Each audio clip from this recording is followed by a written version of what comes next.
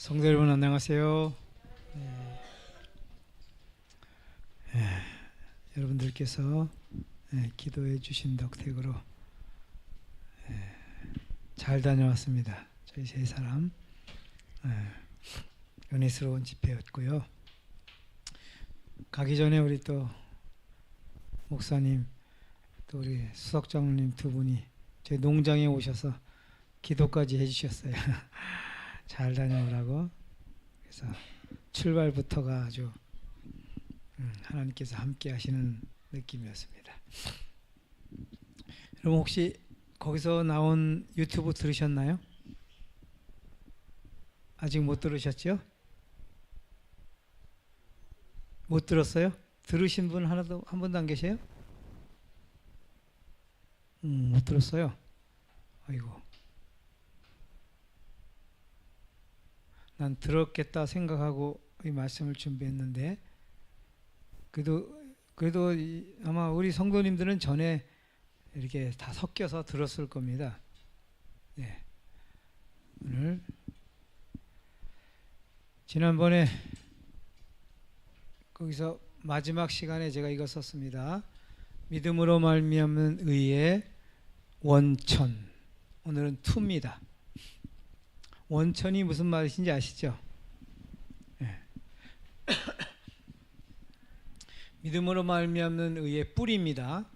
예. 이게 십자가 희생의 본질이고요. 오늘은 지난번에 마달피에서 한 것은 믿음으로 말미암는 의의 뿌리인 예수의 생명, 예수의 신성, 예수님의 의, 하나의 미랄로 이야기했고요. 오늘은 그 미랄을, 그 신성을, 그 생명을 어떻게 받을 것인가, 어떻게 받고 어떻게 관리를 해야 하는가라는 점에서 좀 말씀을 나누겠습니다. 하나님이 나를 이처럼 사랑하사 예수를 주셨으니 이는 저를 받는 자마다 멸망치 않고 영생을 얻게 하려 하심이라. 두 번 읽으려다가 제가 우리 성도님들은 익숙하죠? 그래서 제가 그냥 제 방식대로 해놓은 것을 읽었습니다. 하나님이 나를 이처럼 사랑하는데 그 사랑의 구체적인 사랑을 어떻게 사랑했어요? 예수님을 독생자를 주셨다. 주는 척이 아니라 아주 주셨다. 이는 저를 믿는 자, 받는 자마다 주신 예수는 받는 것입니다. 믿는 게 아니고 받는 거라고 제가 말씀드렸죠. 여러분 믿는 건 추상이에요. 지난번 거 들었으면 참 오늘 꽤 많이 적어가 될 텐데 예수 믿음 하나님의 계명 제가 다 말씀을 드렸거든요. 믿는 건 추상이에요. 얼마든지 추상으로 믿을 수 있어요. 예수님 안 믿는 사람 기독교인 중에 한 명도 없습니다. 다 믿어요. 근데 예수를 받는 사람은 너무너무너무 극소수예요.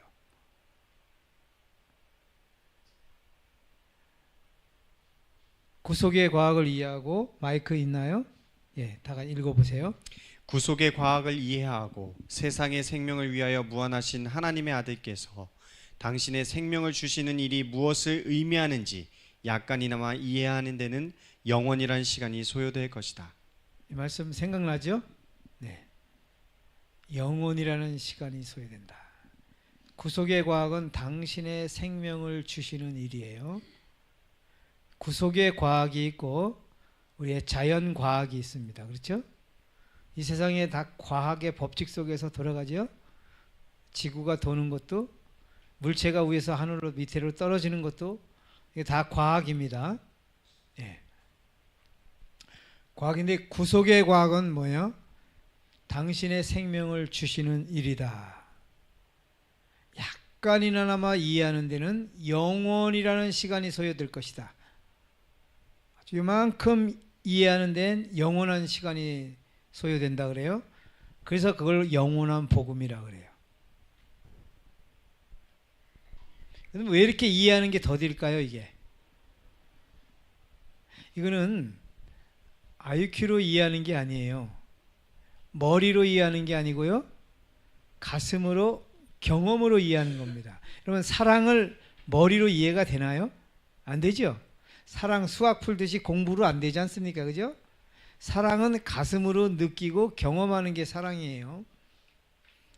그래서 당신의 생명을 주시는 일이 무엇인지 약간이나마 이해하는 데는 영혼이라는 시간이 소요된다. 그래서 이걸 영원한 복음, 하늘에 가면 이 복음을 영원토록 공부하고 경험하고 믿음으로 말미암는 의는 실제로 하나님의 생명을 받는 공식이다. 이걸 믿음으로 말미암는 의라고 해요. 믿음으로 얻는 의를. 의, 생명 같은 말이죠. 믿음으로 말미암는 의, 좀 쉽게 믿음으로 얻는 의, 믿음으로 얻는 생명, 다 같은 말입니다. 뒤에 있는 파란 것이는 믿음으로 얻는 신성, 믿음으로 얻는 영원 불멸의 생명, 믿음으로 받는 독생자 예수. 읽어보세요.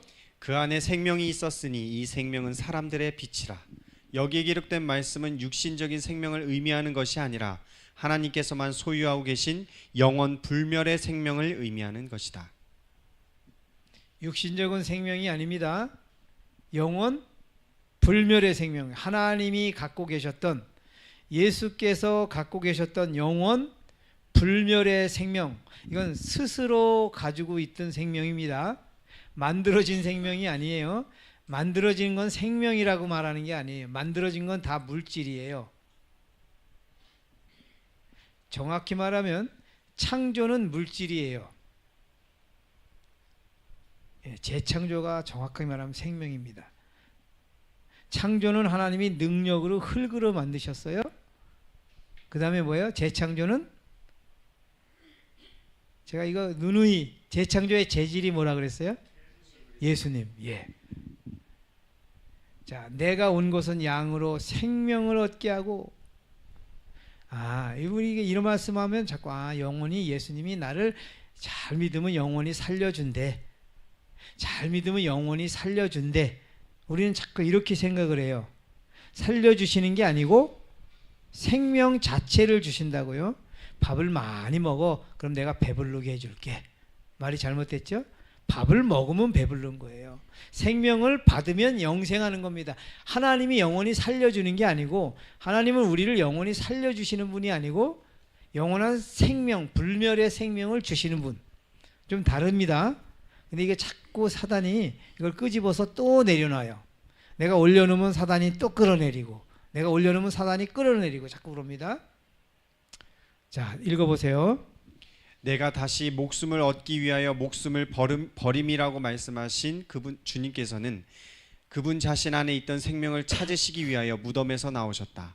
인성은 죽었으나 신성은 죽지 않았다. 그리스도께서는 자신 안에 자신이 원하는 사람을 살리실 수 있는 생명을 갖고 계시다고 선언하셨다.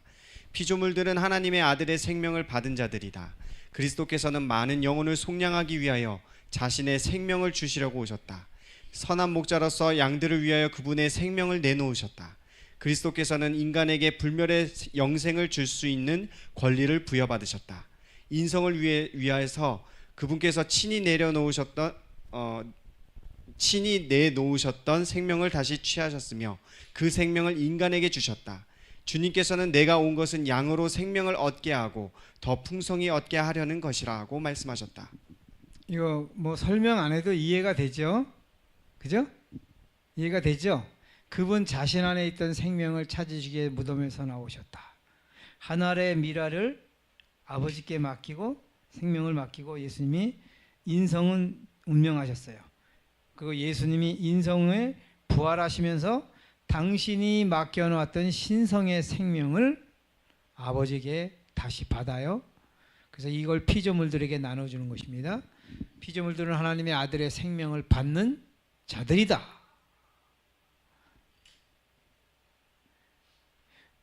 여러분, 이 말씀은 그냥 예수 믿으면 영원히 살게 해준대 이런 거 아닌 거 아시죠? 근데 이거 제가 하고 돌았으면 우리는 또 그 개념에 있어요. 희한해요. 그러니까 이게 얼마나 소중한 걸 몰라요 지금. 죄송한 얘기지만 지금 이거 유튜브 나왔는데 이거 듣고 충격받아서 어제도 전화 한 통화 받았는데 충격받은 목사님들도 계세요. 저희 집에 또 내일 오십니다. 이게 보통 일이 아니에요, 그죠? 예. 다시 생명을 취하셨으며 그 생명을 인간에게 주셨다. 자, 창조는 재료가 흙입니다. 창조는 능력으로 만드는 거예요. 희생이 전혀 없어요. 창조에는. 재창조 재료는 예수님이에요. 이거는 희생으로. 창조는 흙에 생기를 더하니까 생명이 됐어요. 이건 살아있는 존재. 그러나 살아있는 존재지만은 무슨 생명이에요? 조건부 생명이에요. 생명과를 먹어야만이 영생하는 생명. 엄격한 의미에서 그건 생명이 아니에요, 여러분. 예수님이 나는 부활이요 생명이. 내가 생명이다. 나만 생명이다 이 말이에요. 재창조는 나에 더하기 의, 그리스도의 의, 그리스도의 생명은 뭐예요? 의인입니다. 의인. 이걸 새로운 피조물이라 그래요. 새로운 피조물은 뭐예요? 불멸의 생명. 우리가 왜 지금 이게 이해가 안 가는지 아세요? 왜 안 놀라는지 아세요? 이게 뭔지 몰라서 그래요. 이걸 성령께서 가르쳐 주셔야 돼요. 그리고 가슴으로 경험이 되어져야 돼 이게. 불멸의 생명, 그리스도의 의. 요한복음 3장 16절은 독생자의 불멸의 생명을 주고받은 재창조장입니다. 요한복음 3장 16절은 재창조장이에요. 창세기 3장에는 16절 15절쯤에는 타락이 나오고요. 루스벨의 형상으로 타락한 것. 잘못된 거듭남이에요. 그게. 타락은 잘못된 거듭남이에요. 하나님의 형상에서 루스벨의 형상으로. 요한복음 3장 15절 16절은 십자가가 등장하죠. 재창조. 그래서 요한복음 3장 16절은 모든 성경의 핵심이요 심장입니다. 요한복음 3장 16절을 설명하기 위해 모든 성경이 다 있는 거예요. 그러니까 요한복음 3장 16절만 경험하면 구원이에요. 근데 사단이는 요한복음 3장 16절을 기가 막히게 가려놨어요. 그래서 예수를 믿으면 하나님이 영원히 살려준대. 요한복음 3장 16절 다 우리가 그렇게 믿어요. 그거 예수 믿는 게 아니라 그랬어요, 제가. 그죠? 예수님을 주신 하나님을 믿고 예수님은 받는 거다.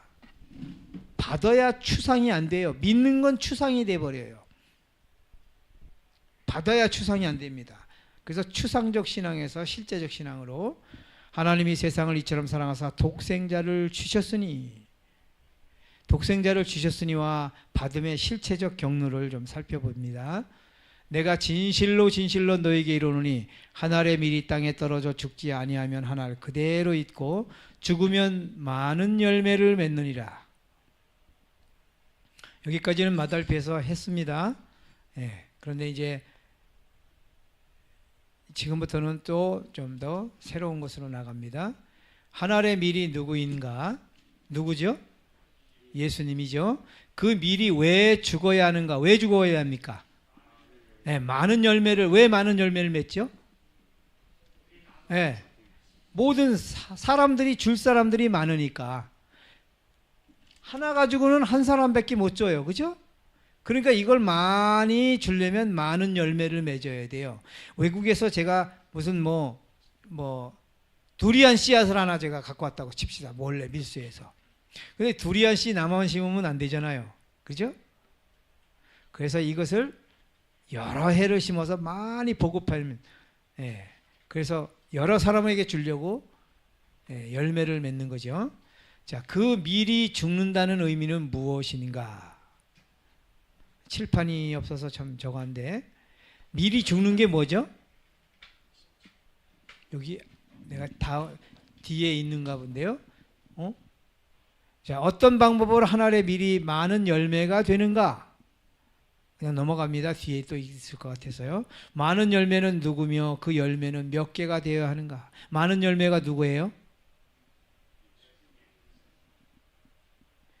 많은 열매 우리 아닙니다. 옛날에는 우리라고 다 배웠어요. 우리가 아니고 많은 열매는 예수님이에요. 예수님. 한 알의 밀알도 예수님이고 많은 열매도 예수님들. 복수예요. 복수. 그러니까 한 알의 밀알 갖고 여러 사람에게 나눠주는 방법은 심어야 돼. 그죠? 심어서 추수를 하면 여러 개 나오죠. 근데 밀알은 내가 아무리 잘 심어도 몇백 개 이상 안 돼요. 하나 가지고. 한 PC 같은 거, 피 있죠, 피. 그런 건 몇천 개 되더라고요. 내가 대충 쉬어보니까. 근데 밀알 같은 거는 가라지가 훨씬 많아요. 밀알은 몇백 개 안 돼요.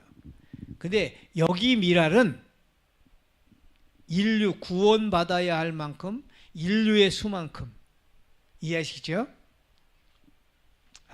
이게 참 추상이라고 사람들은 아유 그게 추상이에요. 추상이라. 좀 있으면 나옵니다. 이제 이번 주제가 이겁니다. 예수님이 주시는 이 밀알, 이게 의고 생명의 씨를 내가 어떻게 받는가? 어떻게 받는가? 오늘 주제입니다. 읽으세요. 자신의 생명을 그대로 보존하는 밀알은 열매를 생산하지 못한다. 그것은 홀로 살 뿐이다. 만일 원하기만 하셨다면 그리스도께서는 죽지 않으실 수 있었다. 만일 그분께서 그렇게 하셨다면 분명히 그분은 홀로 사셨을 것이다. 그분은 인간 자녀들을 하나님께 인도하실 수 없었을 것이다. 당신의 생명을 드림으로써 그분은 인류에게 생명을 나누어 주실 수 있었다.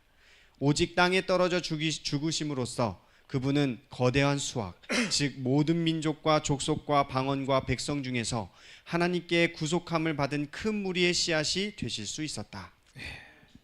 모든 민족과 또 보니 다른 천사가 공중에 날아가는데 땅에 거하는 자들 곧 여러 나라와 족속과 방언과 백성에게 전할 영원한 복음을 가졌더라. 거기 나오죠. 영원한 복음. 여기 똑같아요.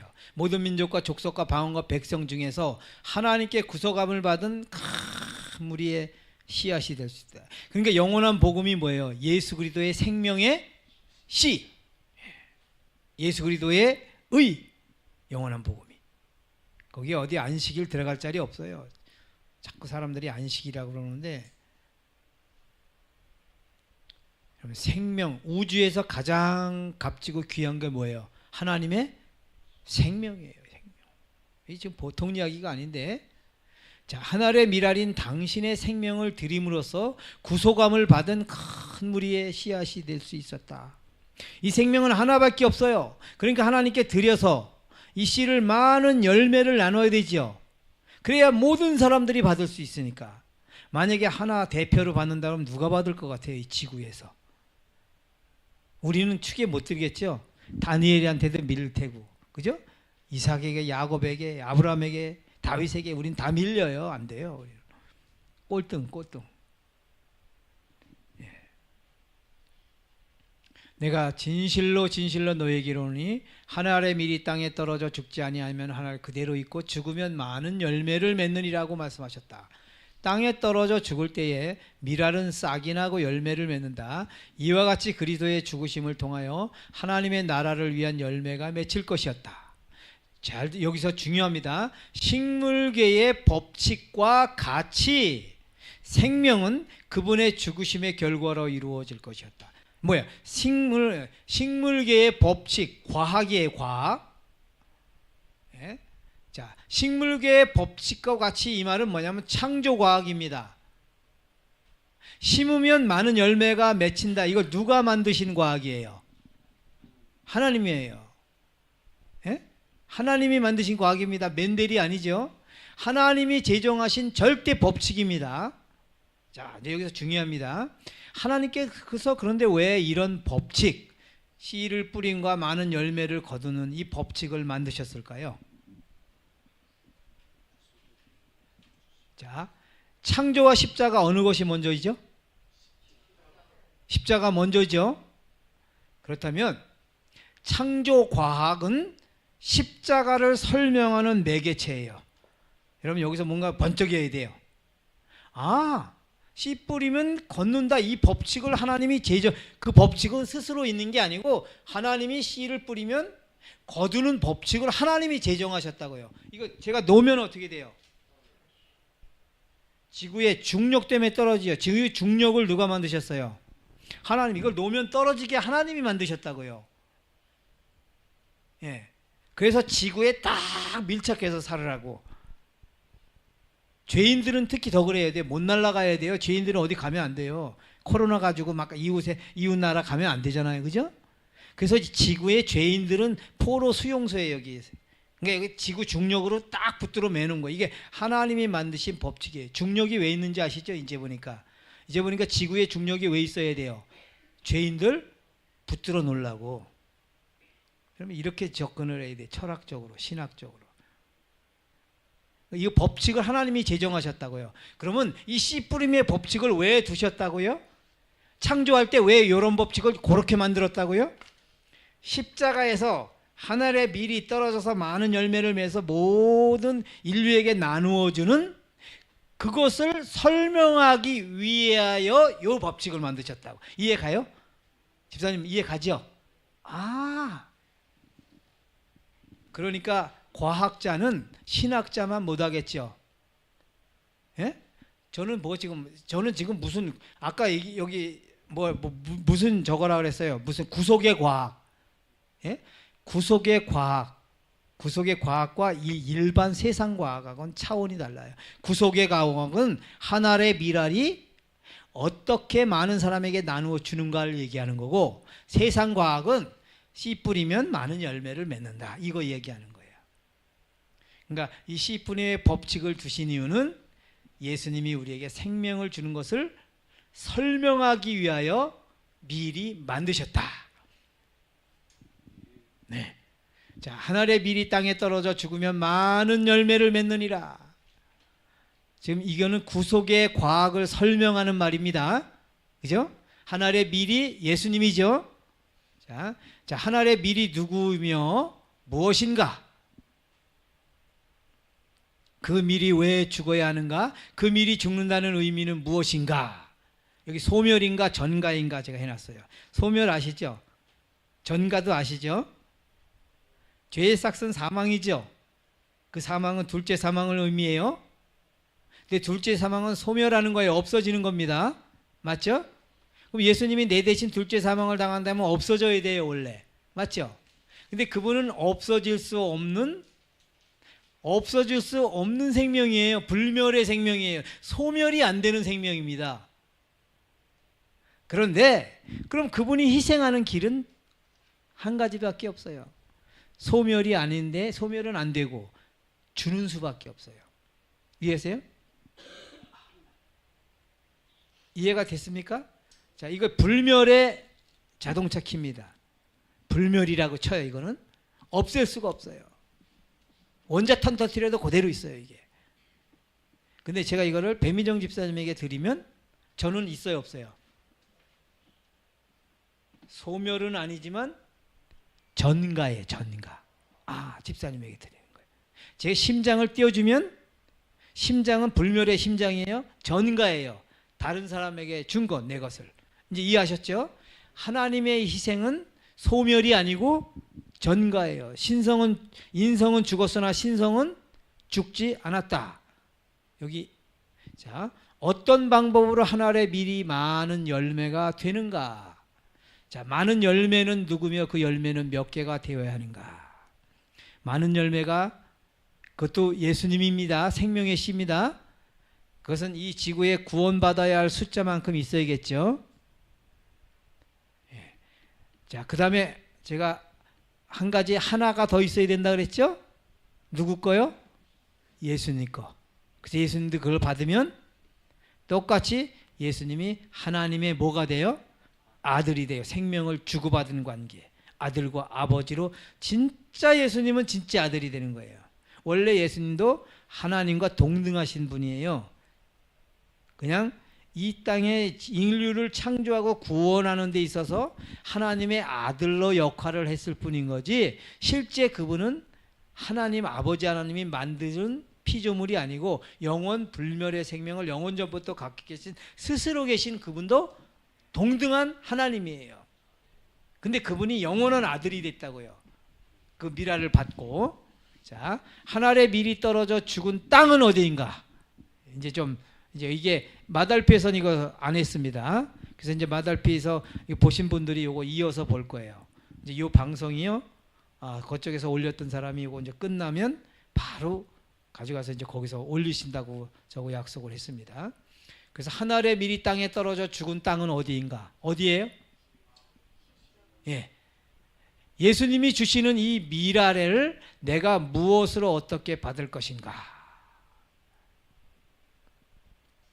미랄들은 어디에 떨어져 싹이 나고 열매를 맺을까? 예? 이 미랄들, 예수님이 하늘의 미랄은 단수예요.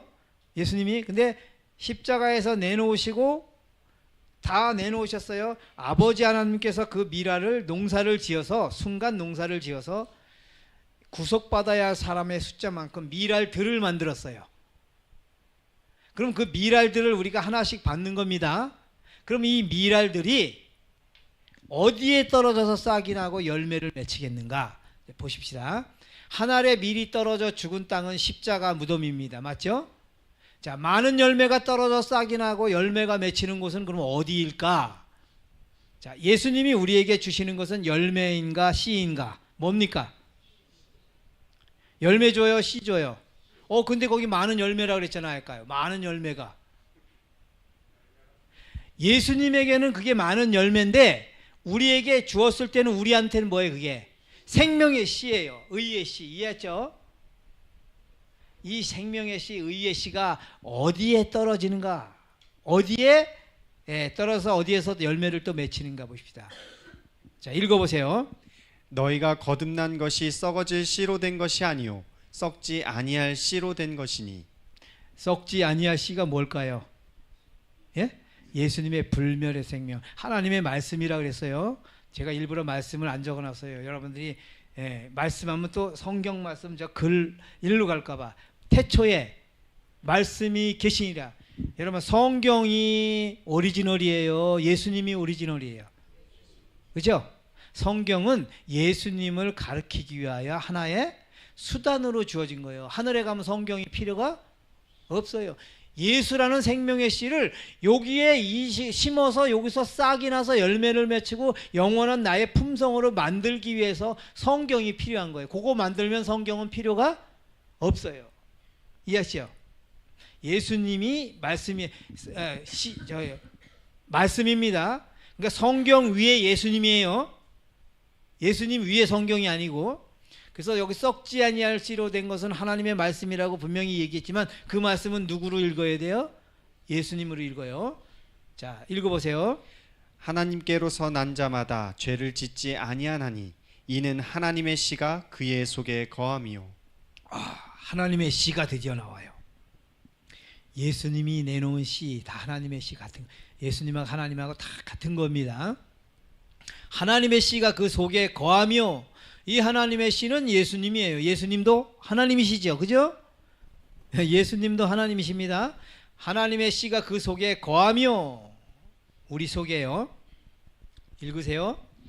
여호와께서 그로 상함을 받게 하시기를 원하사 질고를 당케 하셨은즉 그 영혼을 속건 제물로 드리기에 이르면 그가 그 씨를 보게 되며 가라사대 그가 자기 영혼에 수고한 것을 보고 만족히 여길 것이라.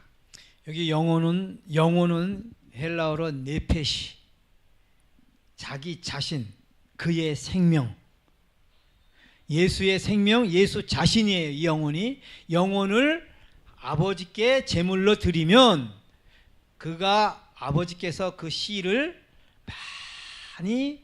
많은 열매를 맺혀서 그 예수님이 자기 영혼에 수고한 것을 보고 만족히 여긴다. 그 씨를 보고 씨 하나를 드렸더니 아버지가 온 인류의 숫자만큼 씨를 만들어서 예수님에게 주셨다 이 말이에요. 그러니까 만족하는 거예요. 왜요? 이 씨를 줄 게 있으니까. 제가 우리 손녀딸 지금 기다리고 있거든요. 왜? 복숭아도 사과도 과일을 맛있는 거. 그래서 우리 손녀딸 주려고 기다리고 있어요. 그래서 복숭아가 자라는 거 보면 만족해요, 제가. 왜? 손녀딸 주려고 사랑하는. 예? 예수님이 그 씨를 보고 만족해 여기신단 말이에요. 왜? 수고할 때는 힘들었는데 수고한 것을 보고 만족해 여긴다. 자, 한 번 더 읽으세요. 또 내가 보니 흰 구름이 있고 구름 위에 사람의 아들과 같은 이가 앉았는데 그 머리에는 금 면류관이 있고 그 손에는 이한 낫을 가졌더라. 또 다른 천사가 성전으로부터 나와 구름 위에 앉은 이를 향하여 큰 음성으로 외쳐 가로되 내 낫을 휘둘러 거두라. 거둘 때가 이르러 땅의 곡식이 다 익었음이로라 하니 구름 위에 앉으신 이가 낫을 땅에 휘두르매 곡식이 거두어지니라. 자, 사람의 아들과 같으니 이거는 인성의 예수님을 말해요. 원래 예수님이 이 땅에 인류를 구원하러 올 때는 그분이 인성을 쓰고 오신 분이에요. 신성을 인성에다 감추고 속은 신성, 겉은 인성. 근데 이제 여기에 오실 때는 완전한 인성으로 오시는 겁니다. 땅의 곡식이 다 익었습니다 하니 여기 봐요. 땅에 익은 곡식이 무엇일까요, 그러면? 그 전에 믿음으로 말미암는 배우기 전에는 땅에 익은 곡식이 전부 또 나고 여기 밀알들도 나고 우리가 이렇게 읽었어요, 성경을. 그죠? 근데 이제 그렇게 안 보이죠? 여러분, 땅에 익은 곡식이 뭐예요, 그럼? 예수님이죠? 맞죠? 자, 보십시다. 열매가 익으면 곧 낫을 대나니 이는 추수때가 이르렀음이니라. 그리스도의 품성이 그분의 백성들 속에 완전하게 재현될 때 그분은 당신의 것을 찾으시려 이 땅에 강림하실 것이다. 이거 당신의 것에 파란 글씨가 안 써있네요. 자, 땅은 어디 있어요, 여기서? 백성들? 자, 보세요. 익은 곡식은 그리스도의 품성이에요. 당신의 것. 땅은요, 당신의 백성. 재현은 뭘까요? 재현. 무슨 제자예요, 이거? 두 번째 자, 다시 제자입니다. 재현. 첫 번째 나타나는 건 뭐예요? 초현. 두 번째는 재현. 세 번째는 삼현. 그러니까 초림, 재림, 삼림 있죠? 자, 초현, 재현. 자, 두 농사가 있습니다. 첫 번째는 씨 농사가 있어요. 이건 한 알의 밀이죠. 이걸 초현이라 그래요. 예수님 안에서 이루어진 거예요. 이게 초림입니다. 이 땅에 예수님이 씨 농사 지러 오신 거예요. 초림은. 왜 씨 농사를 져야 돼요? 우리에게 나눠주려고. 그 씨가 병든 씨면 안 되겠죠. 죄를 지었던 씨면 안 되겠죠. 그죠? 한 번만 화를 내도 안 되겠죠. 왜? 그 씨는 그러면 마귀한테 먹힌 씨 아닙니까? 제가 전에도 설명을 드린 것 같은데 우리가 한번 감자 농사를 졌어요. 감자 농사를 졌는데 감자를 멀쩡한데 속을 쪼개보니까 속에서 바이러스가 다 왔어요. 감자 농사 폐농 잘못 졌어요. 그게 왜 그런지 아세요? 그 씨가요, 작년에 강원도에서 인증받은 씨가 아니고 누가 자기네 심어갖고 감자 캐서 준 씨예요. 그러니까 감자 씨가 바이러스를 먹은 거예요. 그러니까 종자가 바이러스가 오니까 뭐예요? 심어도 열매가 다 바이러스가 온 거예요. 여러분, 예수님은 이 땅에 33년 반 동안 씨 농사 주면서 이 바이러스, 죄의 바이러스를 전혀 감염이 되지 않았어요. 이해하셨죠? 그래서 그 씨를 가지고 율법 앞에 가서 인증받은 거예요. 지성소에 가서. 그리고 이 씨는 보급을 해도 하자가 없다. 그래서 성령의 포장지로 해서 오순절 성령 때 그때 씨를 보급한 거예요. 제자들이 이거 받고서 그냥 뭐 하루에 3,000명씩 그 씨가 그냥 막 무료 판매. 왜 접붙임 책에 제가 이거 살짝 썼습니다. 그 얘기입니다, 이게. 자, 열매 농사가 있어요. 이건 많은 열매입니다. 이게 재현이에요. 우리들 안에. 자, 제가 이게 마이크가 예수님의 생명의 씨예요. 이게 예수님 안에서 이루어진 거죠. 예? 이게 한 알의 밀알이 품성의 씨, 의의 씨. 그러니까 예수님 안에서 이루어질 땐 초현이라 그래요. 요 씨를 다시 여기다 심어요. 제 마음속에. 여기서 나타나면 이건 뭐예요? 재현. 우리 옥수수를 심었는데 올해 옥수수가 작년에 강원도에서 초현, 여기서는 재현. 이해하셨죠? 무슨 뜻인지. 생명의 씨가 재현. 당신의 백성들 속에서 재현될 때 그분은 무엇을 거두러 오신다고요? 당신의 것을. 인성의 예수님이 여기 써놨는가요?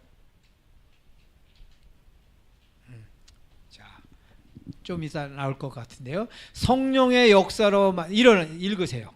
네. 성령의 역사로 말미암아 일어나는 심령의 성화는 그리스도의 본성을 사람 속에 심는 것이다. 정확하죠?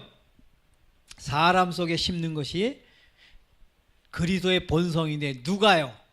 누가 심어요? 농부가 누굽니까? 농부가 성령이에요. 자, 보세요. 농부는 성령의 역사, 성령이십니다. 씨는 그리스도의 본성. 그러면 밭과 가라지는 누구일까요? 예? 밭과 가라지는 누구겠어요?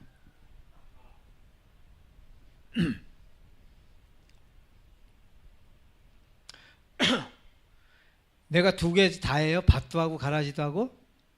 밭은 나의 심령이고 가라지는 나의 자아고. 밭은, 잘 들으십시오. 밭은 내 본성, 내 개성. 전에 배우셨죠? 그렇죠? 원래 창조함 받을 때 이주용이 개성 본성이 있다고요. 근데 루스베리가 사기를 쳐서 거기다가 제초제를 부어버린 거예요. 그래서 내 개성이 마귀 본성하고 내 본성이 마귀 본성하고 짬뽕된 걸 그걸 뭐라 그래요? 죄된 본성이라 그래요. 이해하셨죠? 그러니까 죄된 본성 안에는 두 개가 있어요. 내 본성이 있고 마귀 본성이 있어요. 이해하셨죠? 그럼 여기서 밭은 뭐예요? 내 본성. 정확하죠? 그러면 뭐예요? 가라지는 마귀 본성. 그래서 내 본성은 제가 능동적 자활용이라 그랬죠. 지난번에 능동적으로 자를 자꾸 쓰라. 그건 생각이 안 나시죠? 가라지는 뭐예요? 수동적 자아 포기. 누구 거니까? 마귀 거니까. 화가 나면 여기서 거친 말이 나갈 때 뭐라 그래야 돼? 해야 돼, 말아야 돼요? 말아야 되죠. 이거 누구 거니까? 마귀 거. 나 안 쓸랍니다, 하나님. 마귀 것 좀 가져가세요. 마귀가 가져가요, 안 가져가요? 마귀는 안 가져가요, 절대. 그러니까 가져가세요, 하나님. 나 마귀 거 안 쓸렵니다. 그럼 마귀 걸 안 쓴 만큼, 마귀 걸 안 쓴 만큼 하나님이 마귀 걸 가져가고 그 자리에 뭐가 들어와요? 그리스도의 의가 들어와서 내 본성과 그리스도의 의가 하나가 되면 요거를 뭐냐면 선한 품성이라 그래요. 선한 품성. 악한 품성은 마귀 본성과 내가 하나 돼서 만든 작품. 이해하셨죠? 그건 악한 품성이에요. 내가 마귀 본성을 써서 얻은 결론은 악한 품성. 그 다음에 내가 그리스도의 의를 써서 얻은 품성은 선한 품성. 자,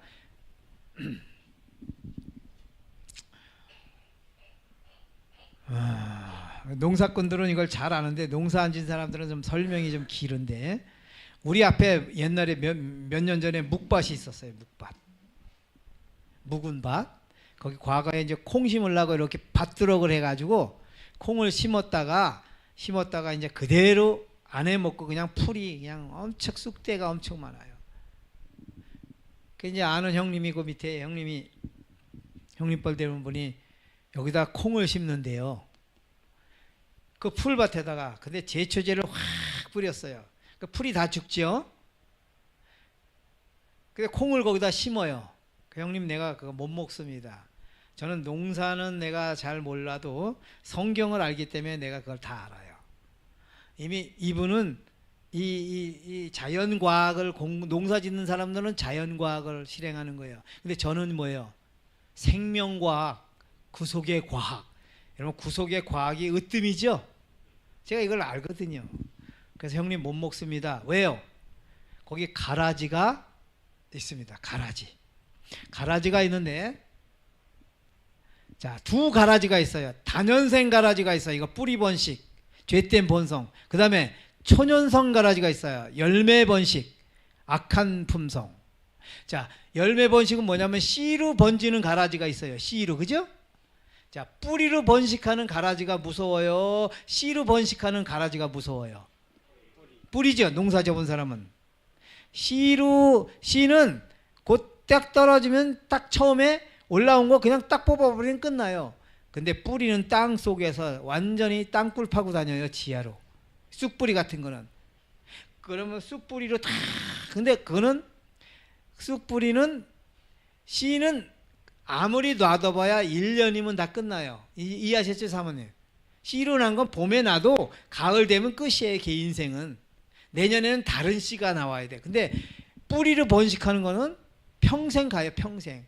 1000년 가요. 6000년 가요. 그냥 계속 이어지니까. 이해하시겠죠? 그러니까 지금 여기 묵밭에다가 제초제 쳐봐야 그 속에 뭐가 있어요? 뿌리가 있어요. 그럼 뿌리는 굉장히 튼튼하겠죠. 씨로 떨어진 가라지는 뭐냐면 싹이 나고 뿌리가 새롭게 형성되고 해서 요만큼 크려면 굉장히 오래 걸려요. 근데 뿌리에서 나온 가라지는 뿌리가 튼튼하니까 힘이 엄청나요. 그냥 베이스가 기가 막히니까. 그냥 그래서 콩이 제초제를 심고 콩이 요만해졌어요. 나와가지고. 그런데 속에서 쑥뿌리가 딱 싹을 틔우더니 그 싹이 콩을 초월하겠죠.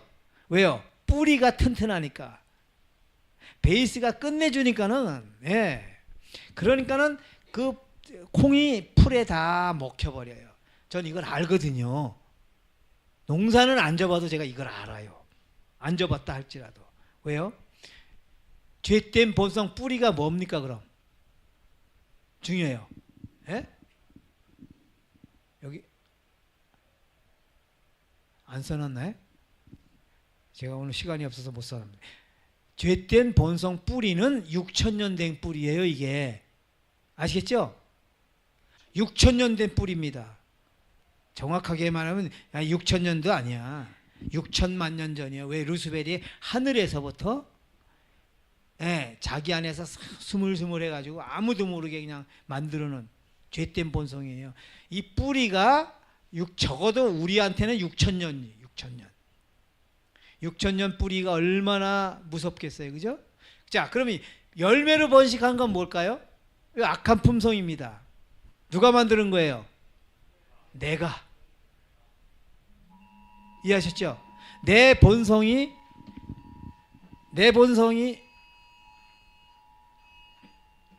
이게 왜 그러죠?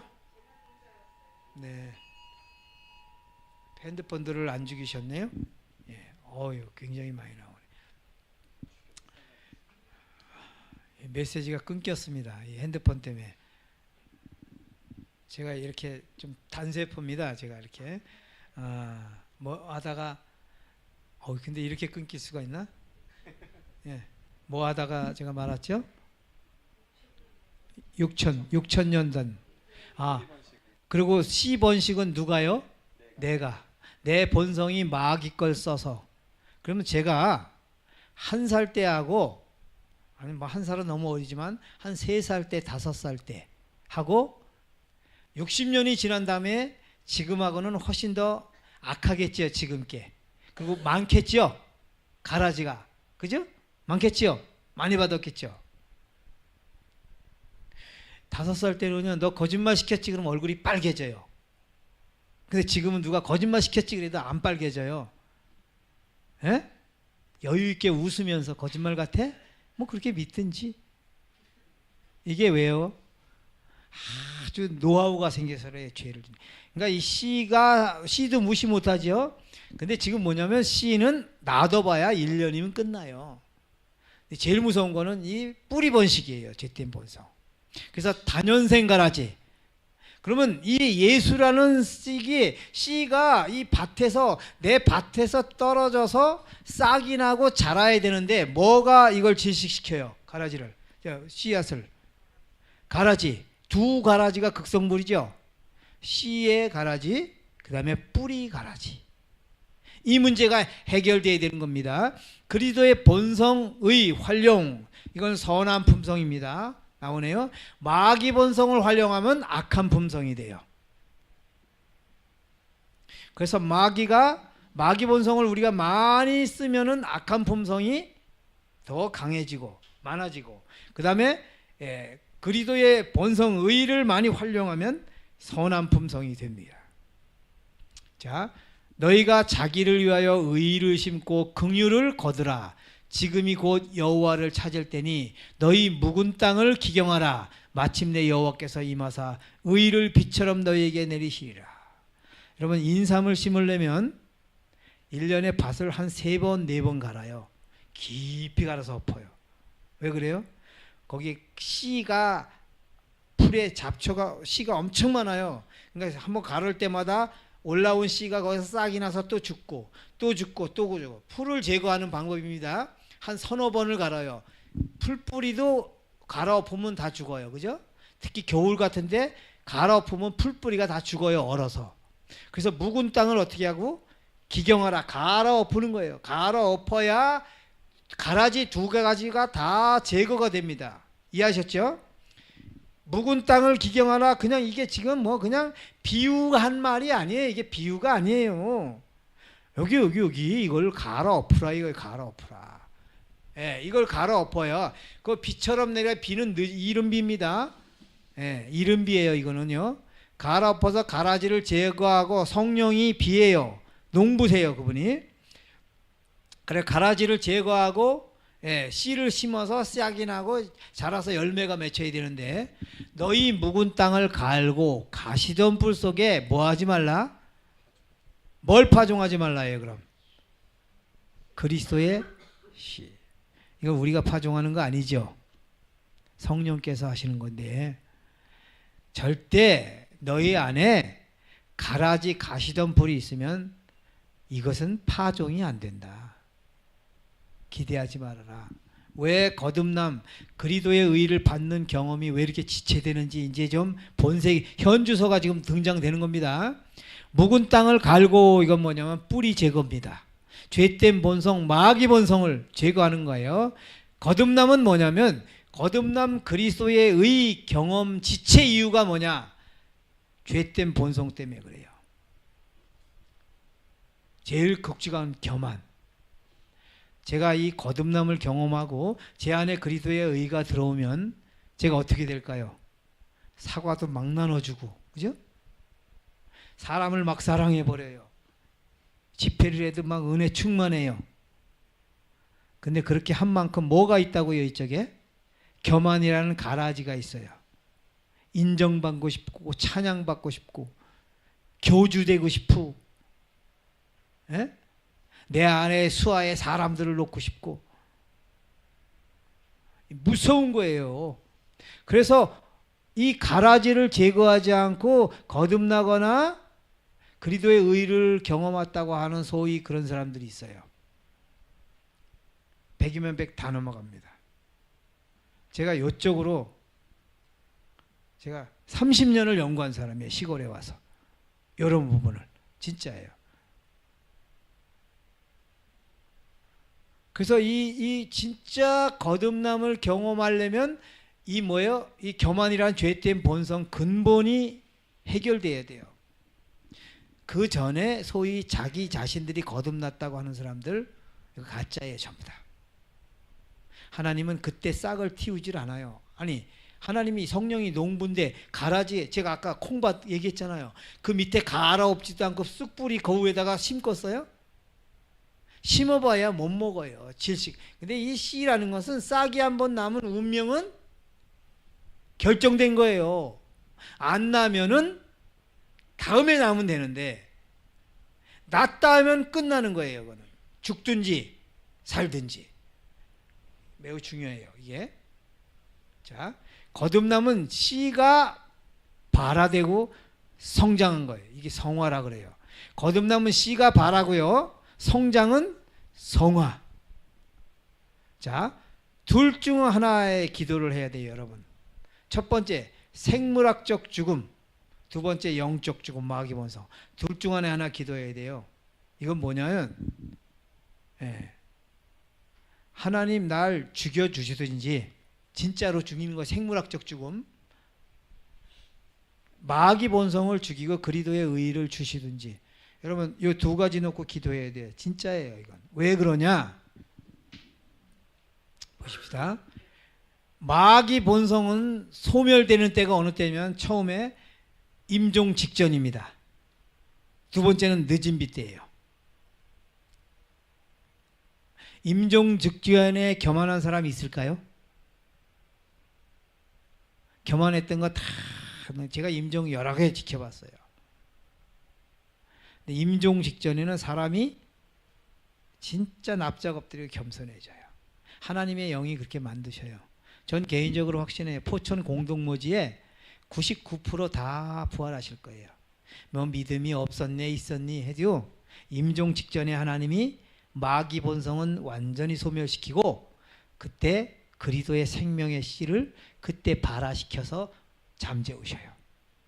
근데 문제는 뭐냐면 살아있는 사람이 일요일 법령 내리고 환란이 오면 짐승의 표를 안 받을 수가 없어요. 그래서 그리스도의 의의를 거듭나야 그 시험을 통과해요. 이해하셨죠? 늦은 비 성령 때 그대로 그리스도의 의의로 굳혀지고 마귀 본성이 소멸되고, 그렇기 때문에 늦은 비 성령을 받을 수 있는 사람이 되든지 빨리 임종시켜 주시든지. 그래서 하나님이 미리 연약한 사람 잠재우신다 그랬어요. 연애신에. 그러지 않으면 구원받을 길이 없어요. 베드로 보세요. 아무도 모두 다 주를 버릴지라도 나는 절대 버리지 않겠나이다. 근데 끌려갈 때 너 예수쟁이 맞지? 아니래요. 그냥 아니라고 그러지 않아서 나 아닙니다가 아니라 예수님을 일부러 욕해요. 그래야 예수쟁이 아닌 것처럼 하려고. 그렇게 비굴해졌어요. 왜? 베드로가 믿기 싫어서 그랬을까요? 아니에요. 믿음이 없어요. 이게 우리의 현실이에요. 그래서 둘 중 하나 기도를 해야 돼요. 임종시켜 주시든지 마귀 본성을 죽여주든지. 자, 지성소 나의 피 이 말이 좀 들어보셨죠? 이게 뭐예요? 내 생명 이 얘기예요. 피가 생명입니다. 이게 무슨 뜻이냐? 칭의는 예수님이 나를 살리시는 겁니다. 성화는 내가 예수님을 살려드리는 겁니다. 믿음으로 말미암아 정적, 아주 궁극이에요. 절정인데 여러분 이게 굉장히 중요한 말입니다. 제가 신계훈 목사님이라고 썼네요. 이분이 살아상전에 제가 지금으로부터 30년 전에 딱 이 그리스도의 의, 생명의 씨, 이게 내 안에서 발화된다. 이걸 제가 30년 전에 깨달았어요. 최초에 제가 이 그리스도의 의를 경험하면서 미칠 것 같더라고요, 사람이. 이걸 제가 받으니까 정말 미칠 것 같아요, 사람이. 그때 제가 예수님이 옛날에는 내 안에 들락날락인데 그게 아니고 영원히 여기 나의 것으로 심장처럼 독생자를 아주 주셨다. 그리스도의 의를 생명을 주셨다. 이게 막 느껴지는데 그때부터 제가 예언의 신 성경을 보니까 예수님을 내가 살리는 것 여기까지 깨달아진 거예요. 이게 너무 궁금해요. 우리 집사람하고만 이야기하지 누구한테 이게 얘기 통하요? 여러분 예수님 내가 살리는 거라면 저 정신 예수님이 나 살리는 거라면 모르지만 공감이 안 가잖아요, 그죠? 제가 5분 오버할게요. 예, 죄송합니다. 제가 봉화에 살 때인데 이 신계훈 목사님을 한번 만나고 싶었어요. 다른 분들을 제가 이렇게 기별을 들어보니까 그런 부분은 없는데 신계훈 목사님 기별을 들으니까 예수님의 생명을 자꾸 이야기를 하셔요. 저분은 내가 이 질문을 대답해 줄 수 있는 희망이 가능성이 있겠다. 그래서 제가 봉화에서 트럭을 몰고 5시간을 달려. 그때 고속도로가 없었어요. 위생병원에서 서중은 동서중환 장로 그 총회를 할 때 그때 이제 헌신 설교를 그분이 맡으셨어요. 내가 맨 앞에서 설교를 듣고 은혜를 많이 받고 이제 끝나고 나오는데 목사님을 잡았어요. 목사님, 내가 이 목사님한테 이 질문 하나 하기 위해서 내가 5시간을 여기 왔습니다. 뭔데? 좀 빨리 해래. 내가 시간이 너무 없으니까 빨리 해래. 그 얘기는 뭐냐면 시골 촌뜨기 같이 생긴 까마잡잡한 젊은 놈이 와서 뭐 질문, 이 바쁠 때 무슨 질문 해봐야 뻔한 거지라는 생각을 하셨을 수도 있겠어요. 근데 제가 질문을 어떻게 했는지 아세요? 목사님, 예수님 내가 살리는 거지요. 그렇게 바쁘단 이분이 이 얘기를 듣고 눈이 둥그러지면서 한참 저를 응시하고 있어요. 제가 기억하고는 25초에서 한 30초. 굉장히 긴 시간입니다. 그 바쁜 분이 예수님 내가 살리는 거죠. 어떤 대답 나왔을 것 같아요? 대답이 나왔으니까 제가 오늘 이렇게 말하겠죠. 그분이 돌아가셨어요. 그분 너무 바빴거든요. 안 돌아가셨으면 내가 이 얘기 다 했을 텐데 돌아가셔서 너무 아쉬운데 그때 그 목사님이 분명히 저에게 대답할 때 네, 맞습니다. 단서 성령의 능력을 힘입어. 네, 맞습니다. 대답 끝. 질문 끝. 저는 왜 그러냐면 내가 이 세상에 내가 깨달은 바를 한 사람이라도 누가 좀 공감해 줬으면 하는 바람이었어요. 더군다나 그분은 교수고 대학 총장이고 그러니까 더 제가 힘이 났죠. 그분이 물론 노했어도 저는 믿는 데 지장이 없어요. 근데 제가 확인하고 싶었던 거예요. 그러면 예수님 내가 살려드리는 거 이게 믿음으로 말미암의 절정이에요. 궁극이에요. 보세요. 내가 그리스도와 함께 십자가에 못 박혔나니 그런즉 이제는 내가 사는 것이 아니야 오직 내 안에 그리스도께서 사신 것이라. 여기 그리스도와 함께 십자가에 못 박힌다는 게 뭘까요? 예수님처럼 죽는다는 겁니다. 시간 개념, 공간 개념이 아니고 죽음의 질을 말해 동질적 죽음이에요. 예수님처럼 죽는다는 거예요. 예수님이 왜 죽었어요? 나 살리려고, 그죠? 예? 그리도 함께 동질적 죽음. 예수님이 나 죽고 너 뭐해라? 살라예요. 나는 나 죽고 예수님 살리는 거예요. 이걸 애정 표현의 극치라 그래요. 여러분, 부부가 부부관계, 성관계를 합니다.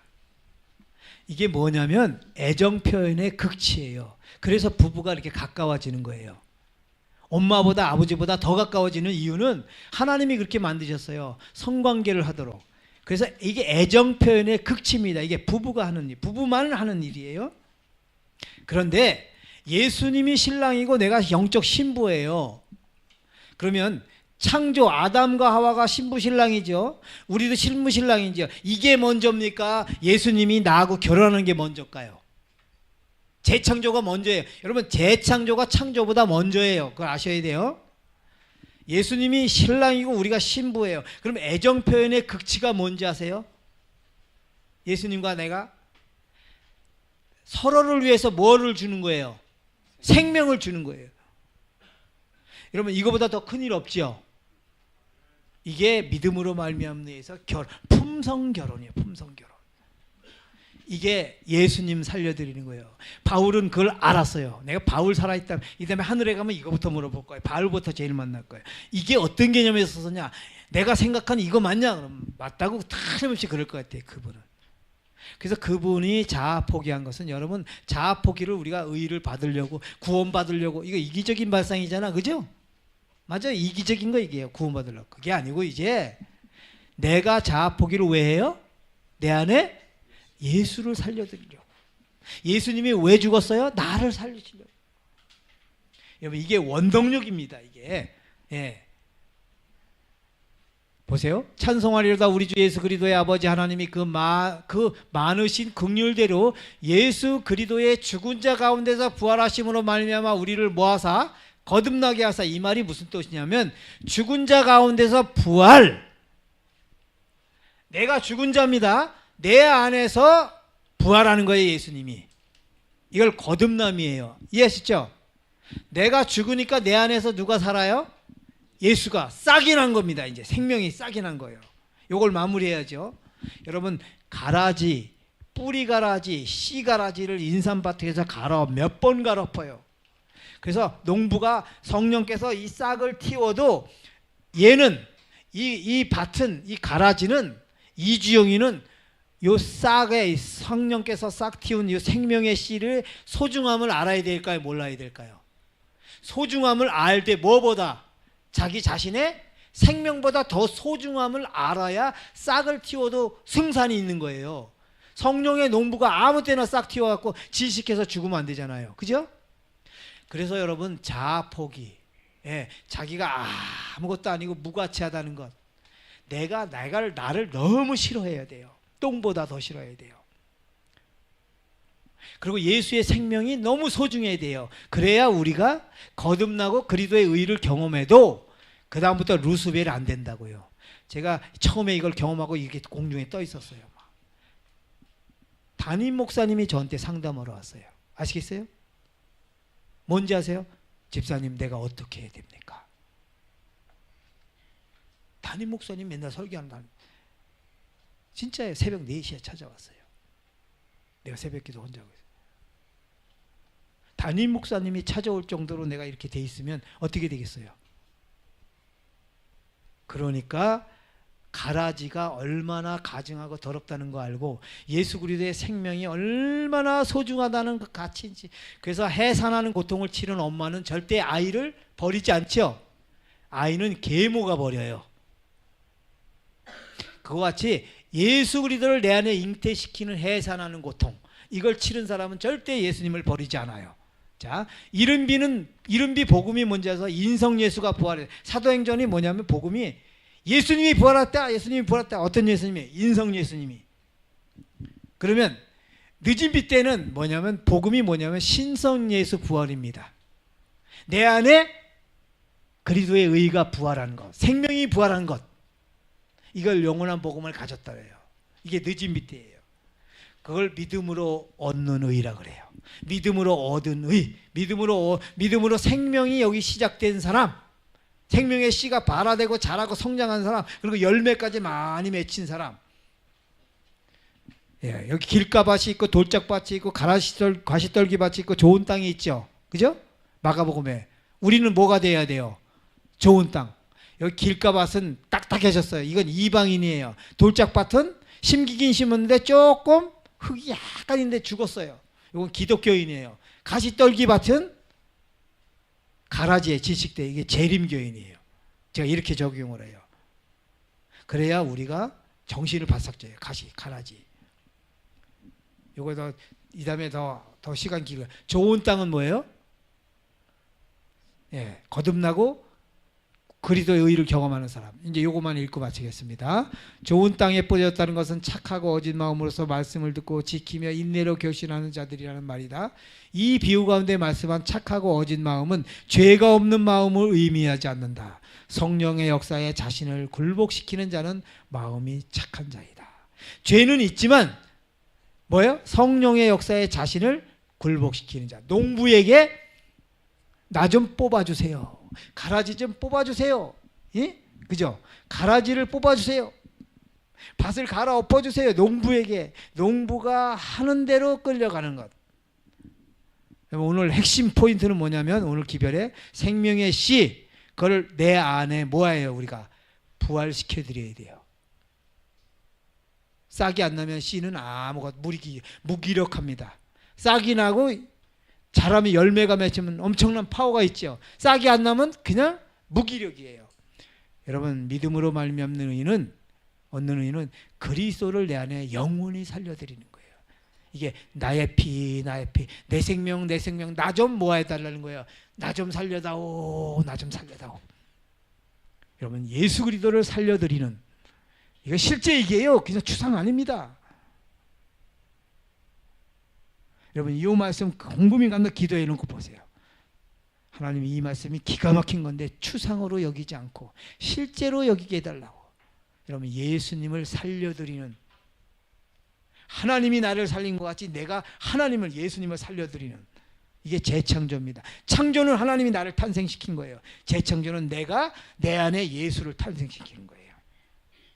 성령의 능력을 힘입어서. 아무쪼록 우리 안에 예수께서 온전히 신성으로 부활하셔서 영원 불멸의 생명을 소유하고 날마다 그 예수님의 영광을 위해 살아가는 우리 모두가 되기를 바라면서 말씀을 마치겠습니다. 하늘에 계신 우리 아버지 하나님, 우리에게 이 엄청난 복음을 허락하셔서 감사합니다.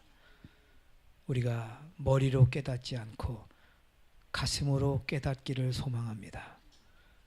경험하게 하여 주시옵소서.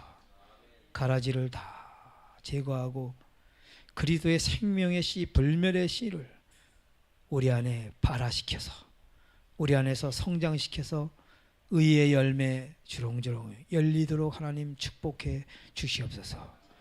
이런 역사가 일어나기 전에 성령의 역사에 굴복하는 어지고 착한 마음 되게 하시고, 성령께서 인도하실 때마다 한 걸음 한 걸음 믿음으로 순종하고 굴복하는 우리 모두가 되어서 온전히 내 안에 예수 그리스도를 살려드리는 우주에서 가장 위대한 역사가 내 안에서 일어나는 이 놀라운 축복 경험하도록 역사하여 주옵소서. 오늘도 우리를 위해서 우리에게 의를, 생명의 씨를 발화시키고 주시려고 힘쓰시는 고마우신 지성소에 계신 예수님의 이름으로 감사하며 기도드립니다. 아멘.